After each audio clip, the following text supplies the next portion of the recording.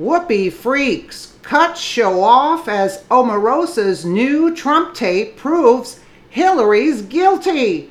By Rebecca DeCirio, Entertainment Politics for MadWorldNews.com.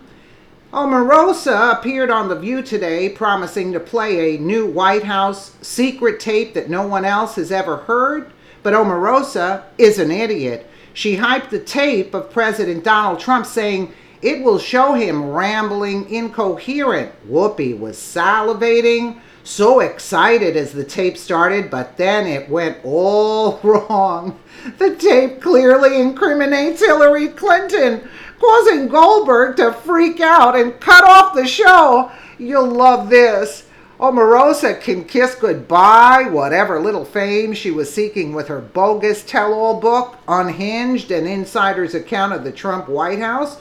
According to Omarosa, a new tape proves Trump is mentally unstable. That's the line she used on The View this morning. She pumped up this tape like it would be proof positive Trump doesn't know what he is doing. But to the shock of the shrews sitting around the table with Omarosa, it was the exact opposite. Daily Mail reports Omarosa said the tape was from an October 2017 meeting of the press shop that Trump allegedly crashed. Also heard on the tape are then Communications Director Hope Hicks and Press Secretary Sarah Sanders. Omarosa claimed Trump crashed the meeting, but the tape does not prove that at all. Now consider the fact that this is way back in October of 2017, and at the time we were just starting to find out bits and pieces about a possible cabal at the DOJ and FBI who may have spied on Trump illegally. In October of 2017, no one has any hard proof yet. So what the president reveals in this tape proves he was way ahead of the curve. On The View, Whoopi made a dramatic introduction saying, okay, so we have this brand new tape. As Goldberg looks to the audience with excitement about the Russia investigation. Can you set this up? I want to get this right. Omarosa thinks she has got Trump with this tape, which proves she has got to be the biggest idiot on the planet. The fired White House aide says, well, Donald Trump has no attention span. He would crash meetings, and this meeting was the communications staff in the press shop. We were meeting to talk about tax reform, or she laughs then. Little did she know the joke is on her. Or his trip to North Korea, said Omarosa. Finally, after she rambles on trashing Trump and painting him as a complete dunce, the tape rolls on. Here is the transcript, which is a discussion about Hillary's campaign paying her law firm Perkins Coie for the bogus Trump-Russia dossier, which is called a phony report on tape. Well, let's take a listen. I'm not going to read it to leave the joy out of it. Whose book Unhinged is freaking everybody out at the White House. Go ahead, Dad. All right, so we were talking about the New York op-ed before the commercial break, and in that op-ed there were also claims that there had been discussions about invoking the 25th Amendment that would remove the president from office. And you've since come out and said that there was a hashtag that was going around in the White House. You didn't write about it in the book, which I wonder why. That seems like it was embarrassed that it was actually some way that we coped. It was kind of hashtagged as a joke, and the way we would deal with his flip-flops. From the morning he would take one position, by the afternoon it would be something completely different. And the way we coped would be hashtag, TFA, or, and I'm really embarrassed to say this, we would use the orange icon. So it was, when you say we, who are you referring to? There's some things that I took part of, that I was complicit of, that I am embarrassed to tell half of you all. Because I sat there and watched that foolishness, and I was too close to recognize how damaging and how dangerous it was. I'm embarrassed by half of the stuff. When I go through some of these text chains, some of the things that we joked about, the hashtag TFA, the times that we said that, instead of hashtagging, we should have been ringing the alarm. We should have been calling our Congress members. We should have been calling the Department of Justice. We should have been putting America on alert that Donald Trump is completely mentally unstable. But instead, we were hashtagging. I think it takes a big person to admit that you were complicit. Yeah, that's good for you. I appreciate that. It's impressive.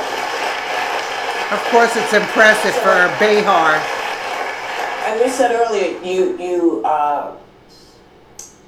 brought a tape with you. I did. And it's sort of brand new. What?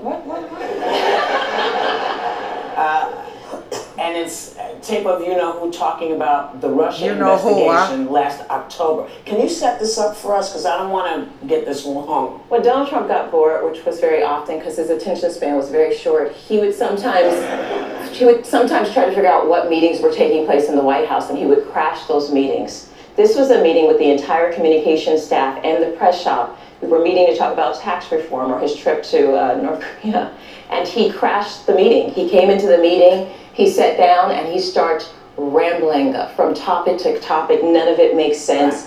And then, this is in October of last year.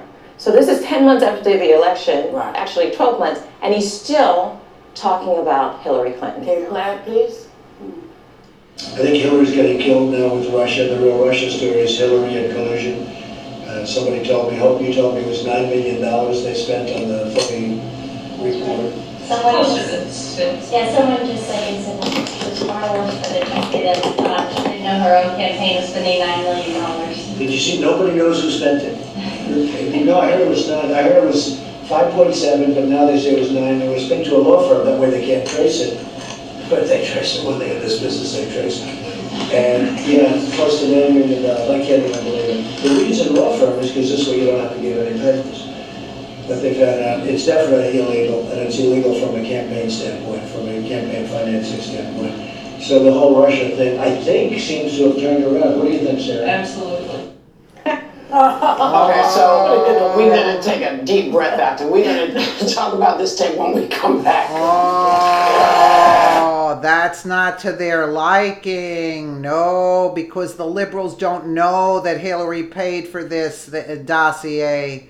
So in October, this would be shocking news, you see? To learn Hillary Clinton's campaign had bought and paid for a bogus dossier on her political opponent, and obviously she had reason to cover it up using her go-between Perkins Coie law firm to funnel the money to pay Fusion GPS and Christopher Steele. And this is last year, so this is really a shocker to people that don't know. Then Fusion GPS took Hillary's dossier and colluded with Barack Obama's DOJ and FBI using that phony report, aka the Trump-Russia dossier, as evidence on the FISA application to spy on Trump and his campaign.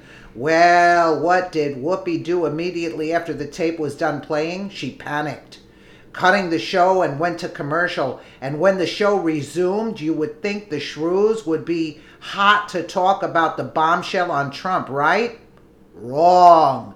They never mentioned this tape again during the entire show. Now we all have to thank Omarosa. She's so desperate for airtime, she actually duped The View into helping the president prove Hillary is the criminal once and for all. Actually, yes, indeed. Wow, you couldn't even set this up even better. And they are so stupid that they didn't even check the tape before they aired it. You see how dumb they are? Let me know what you guys think in the comments below. And again, thank you so much for watching.